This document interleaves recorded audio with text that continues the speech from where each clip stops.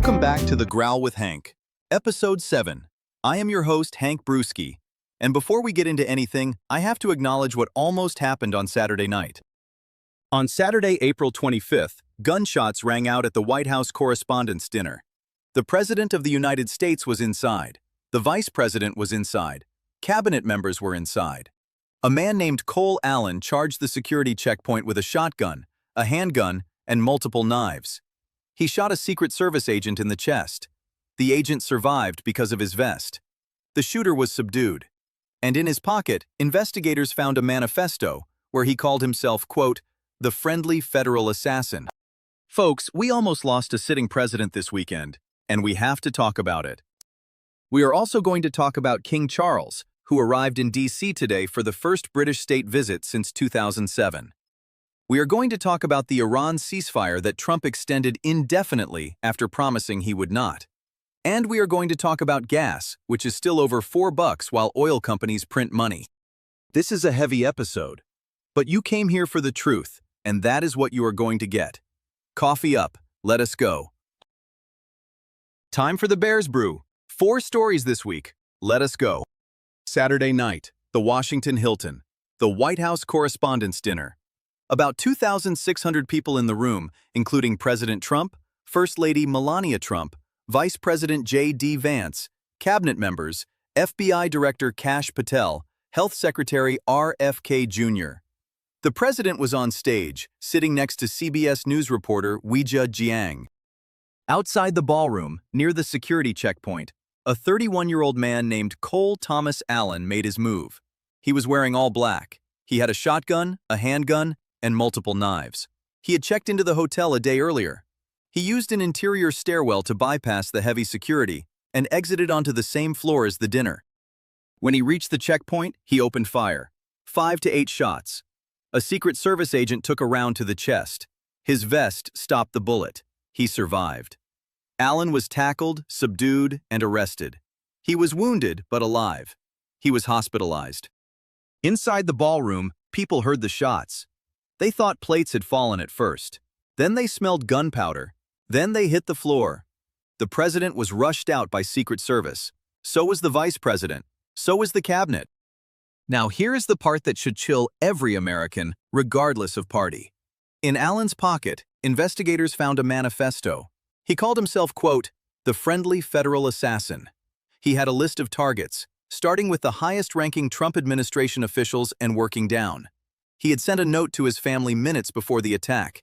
He used the words, quote, I am no longer willing to permit a pedophile, rapist, and traitor to coat my hands with his crimes.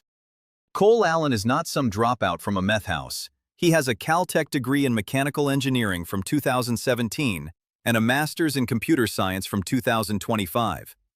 His professors said he was an exemplary student who sat in the front row and emailed often with questions. And he showed up at the Washington Hilton with weapons and a manifesto. The attempted shooting at Butler in 2024. Now this. 2 attempts on Trump in less than 2 years. Whatever you think about the man, this is a country with a serious problem. We are going to dig deeper into that in Pause and Effect. Because this is not just news. This is a warning sign about where we are. Story number 2. And this one has some good vibes if you can believe it. Today, King Charles III and Queen Camilla landed in Washington, D.C. for a 4-day state visit. This is the first time a British monarch has done a state visit to the United States since Queen Elizabeth II visited George W. Bush in 2007, almost 19 years. The timing is wild. The 250th anniversary of American independence is this year. The country we declared independence from is sending its king to celebrate it with us. That is one heck of a long-term reconciliation story. Now, the visit is happening at one of the most strained moments between the US and the UK in decades. Trump has publicly trashed British Prime Minister Keir Starmer for refusing to send British military to help reopen the Strait of Hormuz. Trump literally said, quote, this is not Winston Churchill that we are dealing with. That is the President of the United States insulting the Prime Minister of our oldest ally. So Charles is here on what some are calling, quote, crisis management through ceremony. Tomorrow he is going to address a joint session of Congress, the first British monarch to do so since his mother in 1991. They will hold a state dinner at the White House Wednesday night. They will visit New York and the 9/11 Memorial. They will see Virginia. And the security on this visit just went up several levels because of Saturday night. Buckingham Palace had to sit down with Secret Service and DC Metro Police on Sunday morning to figure out if it was safe to proceed. They decided it was. The visit is going on as planned. I have to say something here. As a veteran, I respect that. Charles could have postponed. He could have waited. He could have said, quote, "Things are too unstable in your country right now." But he showed up. And his showing up is a quiet message to the world that the special relationship between our two countries is bigger than one president, one war, or even one assassination attempt. Whether you are a monarchist or you think the king should pay rent to George Washington's ghost, today was a good day for the alliance. Story number 3. Remember last week I told you the ceasefire was expiring on Wednesday? Trump had said for weeks he would not extend it. He told reporters on Air Force One, quote, "Maybe I will not extend it. You will have a blockade. And unfortunately, we will have to start dropping bombs again." Strong words. On Tuesday, April 21st, hours before the deadline, Trump posted on Truth Social that he was extending the ceasefire indefinitely until Iran can come up with what he called a, quote, unified proposal. He said Iran's government was, quote, seriously fractured. The naval blockade of Iranian ports continues. Iran's response?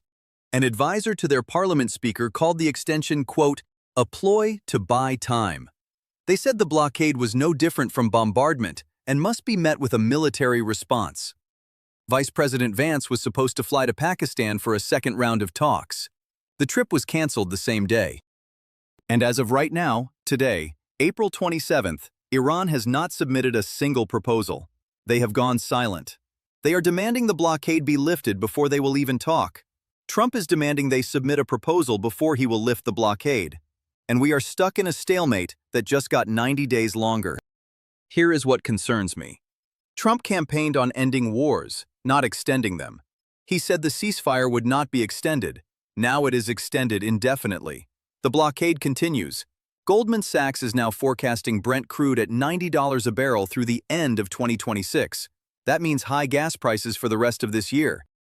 I am going to call balls and strikes on this show no matter who is up to bat. And right now the strategy is unclear. Either we end this war or we win it. Drifting in the middle while Iran charges tolls and we blockade ships is not a strategy. It is a holding pattern. And every day in that holding pattern costs Americans real money at the pump. Last story for the brew. Quick but important. Goldman Sachs, one of the biggest investment banks in the world, just raised its oil forecast for the rest of 2026. They now expect Brent crude to stay around $90 a barrel through the end of the year. They had previously forecast 80. The reason?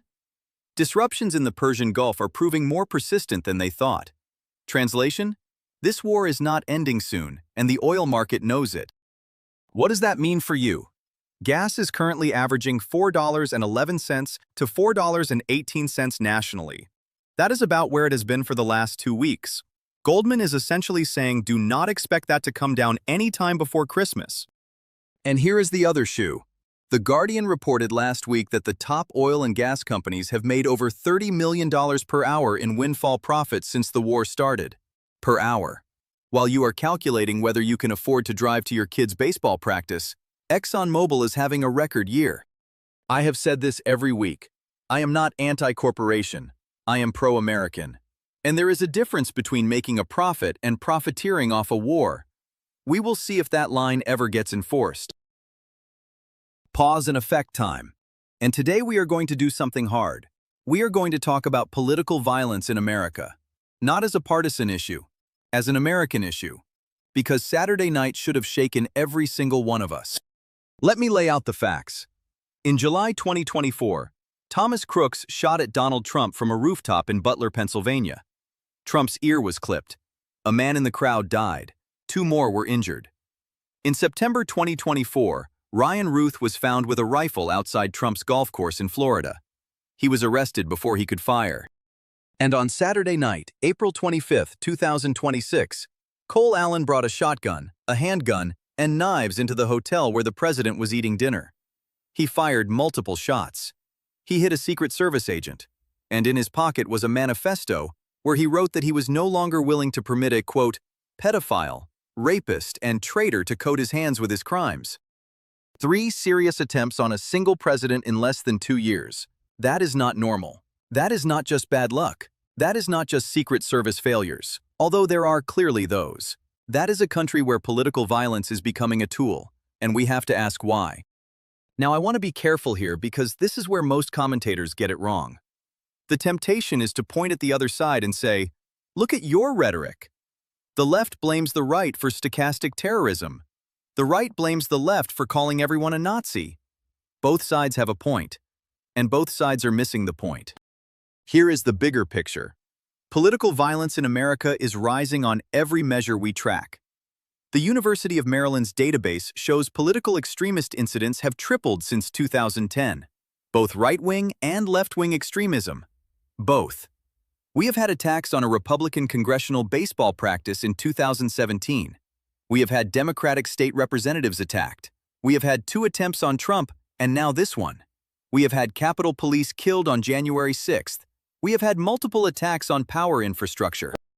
And we have a country where, according to a recent poll, more than 20% of Americans believe political violence is sometimes justified. 20%. 1 in 5 of your neighbors thinks that under some circumstance, picking up a weapon to make a political point is okay. That number was under 5% in 2010. We have multiplied our acceptance of political violence 4 times in 16 years. That is the trend line, and until that trend line breaks, we are going to keep seeing more Cole Allens, more Thomas Crookses, more Ryan Ruths. What feeds it? A few things. First, social media algorithms reward outrage. The more angry you are, the more time you spend scrolling, the more ads you see. So the platforms feed you the most extreme version of every story. Second, we have lost shared sources of truth. There is no Walter Cronkite anymore. There is your stream and my stream, and we never see each other's. Third, the political class on both sides has discovered that fear and division get votes more reliably than competence and compromise. So they keep pushing the temperature up. What can you do? Here is what I am going to ask of you, and I am asking it as a veteran who served this country. Stop using the word, quote, evil to describe people you disagree with. Stop using the word, quote, traitor to describe Americans who voted differently than you. Stop using the word, quote, Nazi unless you are talking about an actual Nazi. Words have power. And once you have convinced yourself that the other side is evil, the next step is shorter than you think. Cole Allen called himself the friendly federal assassin. That phrase chills me because it is exactly the kind of self-justifying nickname someone gives themselves when they have already made the decision in their heart that violence is okay. He did not see himself as a criminal. He saw himself as a patriot. That is what radicalization looks like. And it does not happen to other people. It happens in our own homes, on our own phones, in our own family group chats. I want to live in a country where we still argue, where we still disagree, where elections matter and people get angry and people lose, but nobody picks up a gun. And right now, that country is slipping away from us. Whether it comes back depends on every single one of us, starting today. Time for the growl. And I want to growl about something specific that happened in the hours after the shooting on Saturday night. Within minutes, not hours, minutes, of Cole Allen being arrested at the Washington Hilton, social media exploded. On Brewski, users posted, quote, staged. They claimed the entire shooting was faked for political gain. On X, users claimed it was staged to support Trump's plan for a new White House ballroom. People claimed the suspect's name had been searched in Israel before the attack. They posted pictures of him supposedly wearing IDF gear that turned out to be photoshopped. And on the other side, before law enforcement had even confirmed a motive, people on the right were already declaring this proved every left-wing protester was, quote, dangerous, and that Democrats had blood on their hands. An hour. We could not even give law enforcement an hour before we turned this into political ammunition. A man tried to assassinate the President of the United States. A Secret Service agent was shot in the chest doing his job. And our first impulse, our first reaction, was to figure out how to weaponize the event for our team. That is sick. That is a sickness in our country, and I am growling about it because I have to.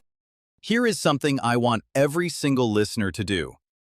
The next time something terrible happens, a shooting, an attack, a crisis, I want you to wait 24 hours before you post about it. 24 hours, not 5 minutes.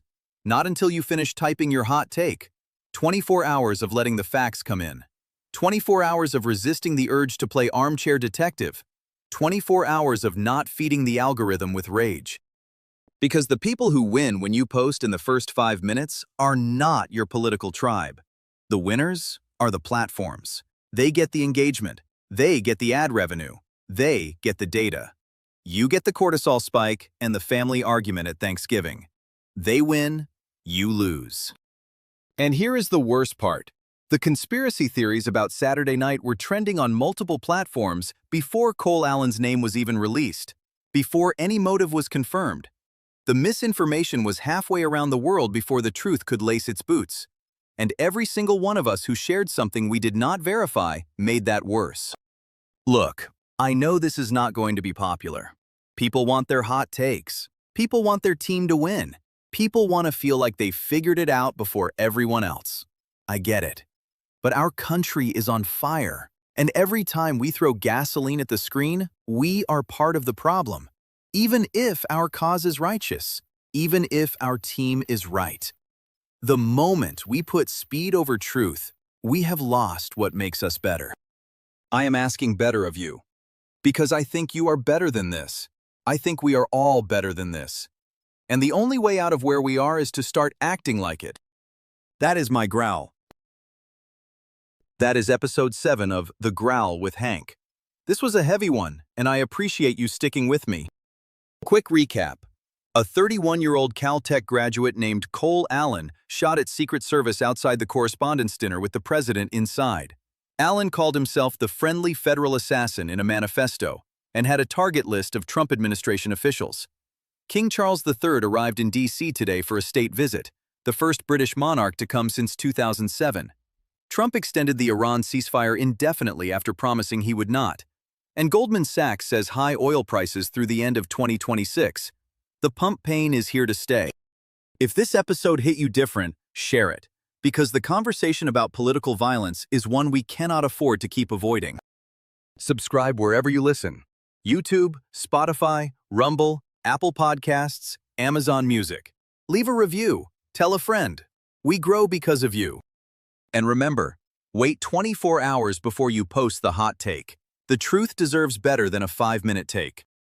I am Hank Brewski. This is The Growl. Stay sharp, stay free, and I will see you next Tuesday.